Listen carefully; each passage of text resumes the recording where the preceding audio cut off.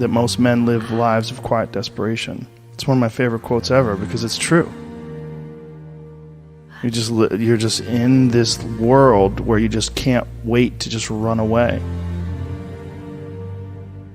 But I think one of the reasons why these people have this deep-seated anger and resentment is there's a bunch of people out there that have these lives that are deeply unsatisfying. Because I think there are so many people that are working all day long doing something that is deeply unsatisfying and almost painful.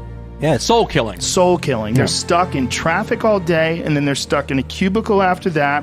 They relish the time to take a shit in the bathroom and look at their phone. I mean, they literally do that. That's a highlight of someone's day. They get in traffic on the way home. They get home after that, they're watching television, and they're f***ed.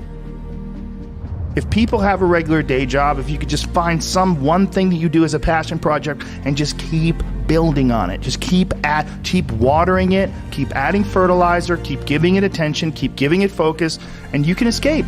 You can escape, and you can be self-serving. You could be okay. You're going to be okay.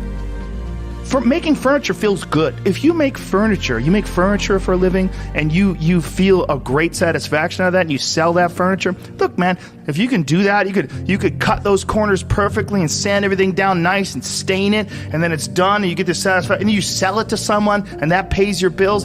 That is infinitely more satisfying than being stuck in some fucking cubicle working for someone that you don't want to work for, having to have these stupid fucking office meetings, talking to people in human resources, sitting down with your supervisor where they evaluate your job performance, and you're not really, you really need to be enthusiastic about this company. This company is your future. This kind of you're like, fuck, kill me now.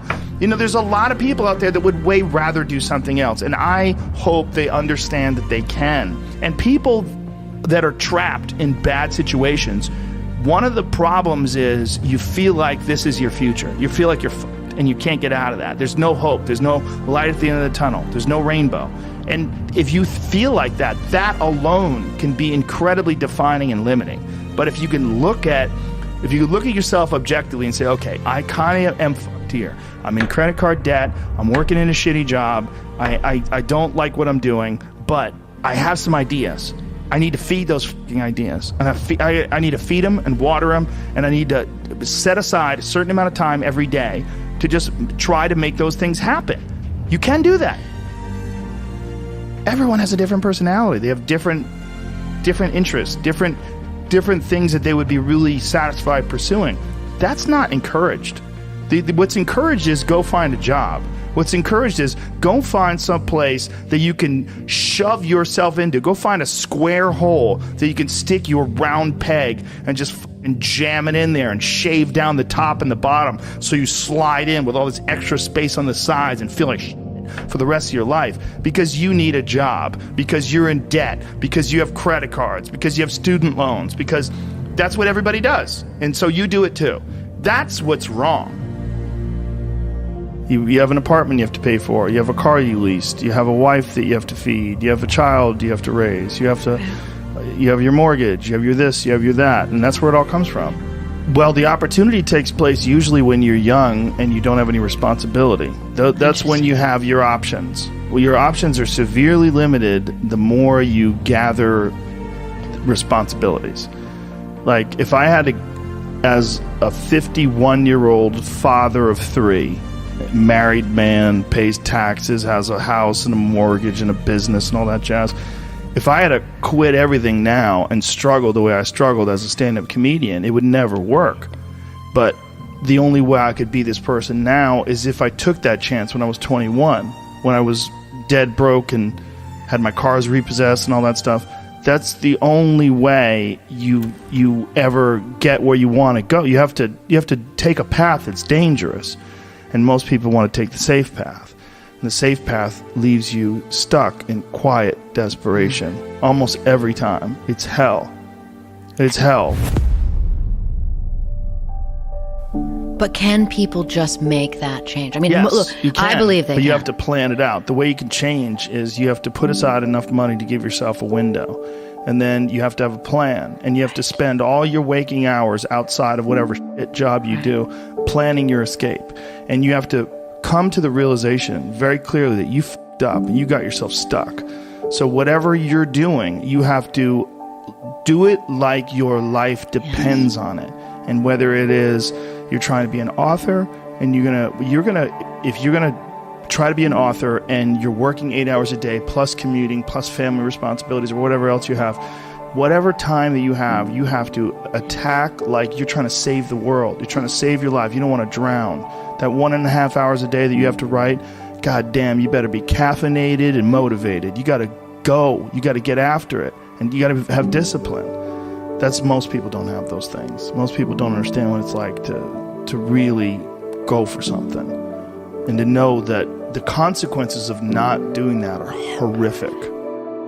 I think here's an important thing too. Failure is important. It is important. I think failure teaches you things that you don't learn from success. I think failure gives you an opportunity for self-examination and also gives you a feeling that is very uncomfortable. And that very uncomfortable feeling helps you grow. That when you feel like you screw something up, like when I've had bad podcasts, my podcast has always gotten better afterwards. When I've had bad stand-up sets, I've always gotten better after that, because those bad sets motivate you. They give you a perspective like, hey, here's some clear examples of where you fucked up. Yeah, what not to do. Yeah, don't look at these failures as like proof that you suck.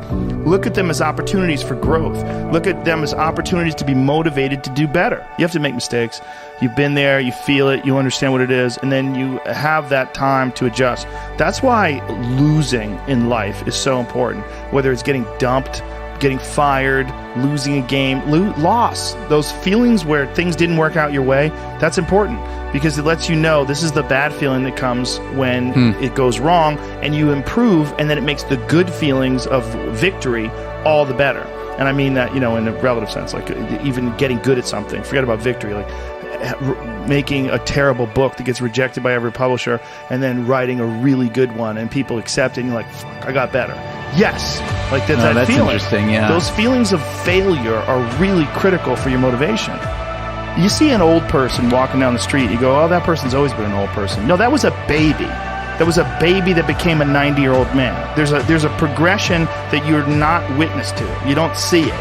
And that takes place in everything. It takes place in authors. It takes place in comedians and musicians.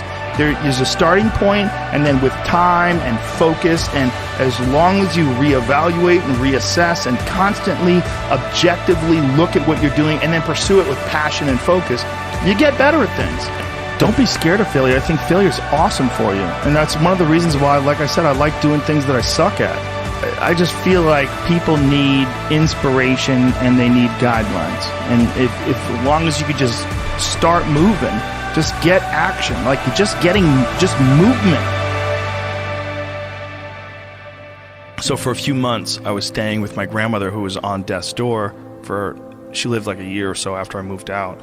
And she wasn't really aware of me anymore. She was not quite there anymore. And my grandfather, who was struggling to take care of her and just seemed sad. Motivation, best And I remember video. thinking, man, this life is temporary. Like this experience that I'm experiencing right now as a 24-year-old man, like this is not going to last. Like this is the prime of my youth. And it like hardened my ideas that like, you got to get going.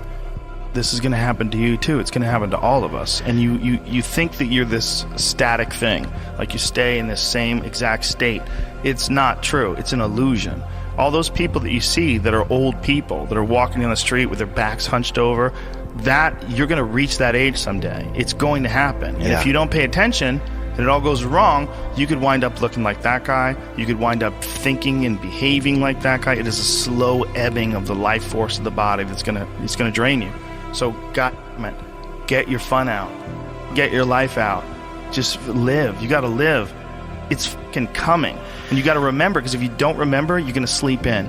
If you don't remember, you're not going to get anything done. If you don't remember, you're not going to have the same focus and determination that you would have with the understanding this is a temporary experience.